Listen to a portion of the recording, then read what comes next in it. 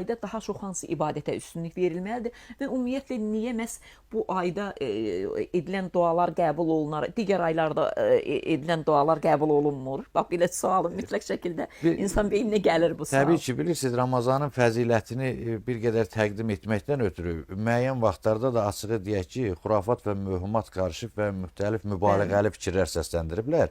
Siz demişkən, yəni məntiq var da, belə çıxır ki, başqa aylarda məgər bu qəbul olunur. Yəni, bu əslində Ramazan ayında daha çox məsuliyyət var. Məsuliyyət daha ağırdır bu ayda. Yəni, başqa aylarda tutaq ki, edilən günaha 5 məsələn cəza verilərsə, bu ayda tutaq ki, edilənə daha ağır olar da ki, bu əlamətdar bir aydır. Bu mənada deyilib ki, eyni zamanda müsbət əməllər də, dualar da, ibadətlər də, xeyirxahlıqlar da, verilən sədəqə də bu ayda 1-ə 5 qat ehsanata keçər. Yəni ki, daha çox fəzilətli olar, daha çox savab gətirir.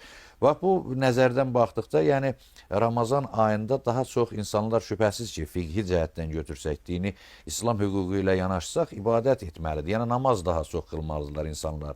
O, təbii ki, oruç tutacaqlar, dua etməlilər eyni zamanda və bunun amma mənəvi tərəfi, bunun daha əhəmiyyətli tərəfi insanların sosiallaşmasıdır. İnsanların bir-birinə münasibətidir. Tutaq ki, birinci dini tərəfini, ehkam tərəfini götürdük ki, bəli, Allahın buyruqlarına insan əmr edir, ac qalır, oruç tutur, sudan çəkinir və deyək ki, müxtəlif vasitələrlə dualar edir və buyurulanları yerinə yetirir. Axı, bu insanlara, bəşəriyyətə hansı tövbəni verir? İndi sual verirlər ki, sən özün üçün ibadət edirsən, oruç tutursan, Allah bilər, özün bilərsən. Və indi sənin bizə nə xeyrin var, cəmiyyətə nə xeyrin var? Bu baxımdan insan gərək həmin ayda dəyişsin. Həzrət Peyğəmbərin bir hədisi var, uzundur. Mən oradan qısa bir neçə, necə deyərlər, hissəni deyəcəm. Deyir ki, əgər insan namaz qılırsa, dəyişməyibsə, onun demək namazı namaz deyil. İnsan oruç tutursa, dəyişmirsə, onun orucu oruç deyil. Nə bilim, yəni sıralayır da bu cür ki, insanlar hətta ətrafını, yatağını, dostlarını, geyimini, yəni ibadət eləyən insan təvazökar olmalıdır. Bu mənada şan şöhrətə qaçmamalıdır. Tutaq ki, öz, necə deyərlər, mənfi xarakterli dostlarla, yoldaşlarla durub oturursa, onları ya çalışmalıdır ki, düz yola yönəlsin, ya da onlardan uzaqlaşmalıdır. Xüsusən, bax, bu Ramazan ayında insan bu cür məsələlərə daha aktiv şəkildə yanaşmalıdır. Mübaliğədən qaçmalıdır. Bir hüquqi məktəbin rəyinə görə hətta yalan danışmaq, iftira yaxmaq, söyüş-söymək kimi işlər də orucu pozur. Yəni, bu artıq o deməkdir ki, insan bu əməllərdən çəkinməlidir, daha çox yaxşı əməllərə meyl edir. Əslində, bu həm də insanı tərbiyələndirən, şübhəsiz ki, tərbiyələndirən bir məktəb. Məktəbdir, bəli, bu bir məktəbdir və çox təəssüf ki, bu məktəbdən bəzən dəb xatirinə də istifadə edənlər var. Mən orucam, bu dəb xatirinə, göstəri üçün orucam deyənlər və əməllərində tam əksini eləyənlər də var. Və daha çoxdur. Təbii ki, bu bütün hallarda olubdur. Son dövrdə də həqiqətən bu cür insanlar var.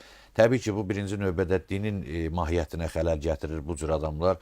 Necə deyirlər, mənfi bir ikrah yaradır digərlərində. Bu doğru deyil, bu düzgün deyil. Oruç tutmayan tutmasın, məsələn, inanmayan inanmasın. Ancaq gəlib o ibadətin içində, o dinin içində artıq bu cür əməllərlə dini pozmağa çalışmaq, mənfi fikir yaratmaq, bu daha ağır bir günahdır. Nəinki o, deyək ki, müxtəlif əqidəli insanlar var, ateist var, deist var, inanmayan var. Bunlar təbii ki, bunlara Quran da hörmətlə yanaşır ki, inanmayan inanmasın. Ləkum dinukum vəliyə din. Onların dini, ona bizim dinimiz bizədir. Burada məcburiyyət yoxdur dində, lə ikraha fid din. Ancaq burada bəzi adamlar var ki, münafiqlik, doğrudur. Yəni riyakarlıq, dindən sui-istifadə, bəziləri biznes məqsədi üçün istifadə edir. Bəziləri özünü mömin göstərmək üçün ki, bu, nə bilim, müəyyən müxtəlif mənfəmələrlə məşğuldurlar ki, desinlər ki, bunlar güya mömindir bu adamlar. Və yaxud da necə deyərlər, cənnət almaq üçün o dünyada. Bu da tacirlərin alveridir. Həzrət Əlinin də hədisi var, buyurur ki, yəni ibadət 3 qismdir. Təbii ki, insanlar bəziləri dünya malı üçün ibadət edirlər ki, mənə bir şan şöhrət bəxş elə, filan vəzifəyə, mənsəbə çatım, filan maşın alım, filan evə mənsub olun və s. Bu, təbii ki, tacirlərin alveridir, ibadətdir. Eyni zamanda bəziləri də axirət üçün dua edir, cəhənnəm qorxusundan ibadət edir Allaha ki, inanıb ki, indi o dünya var. Buna can dərdi deyirlər. Şübhəsiz ki, bəli, 26 dəfə həccə gedir ki, məsələn, gedim orada, indi Allaha da indi o qədər öyrəşirlər bəzi insanlar alıb verməyə, verib almağa ki, gedim indi Allaha da nəsə verim öz aləmində də ki, o dünyada da məni cənnətə bəxş eləsin. İndi də oxuyur, eşidir ki, orada da Cəlal var filan. Bu da tacirlərin ibadəti. Amma ən fəzilətli əməl ibadət nədir? Həzrəti Əli əleyhissalam da onu buyurur ki, Allahın rızası üçün nə cəhənnəm qorxusundan, nə cənnət arzusundan edilən ibadətdir. Hətta onun duası var ki, məşhur bir dualardandır. Rabiətül Ədəviyyənin adına da deyirlər o duanı ki, ilahi, əgər mən sənin cənnətin üçün sənə dua ibadət edirəmsə, məni cənnətinə həsrət qoy. Əgər cəhənnəmindən qorxaraq edirəmsə, elə məni cəhənnəminə göndər. Məni özünün rızanı üçün ibadət edənlərdən qərar ver. Ona görə əsl mömin odur ki, təmənnasız olaraq Allah ibadət eləsin və bu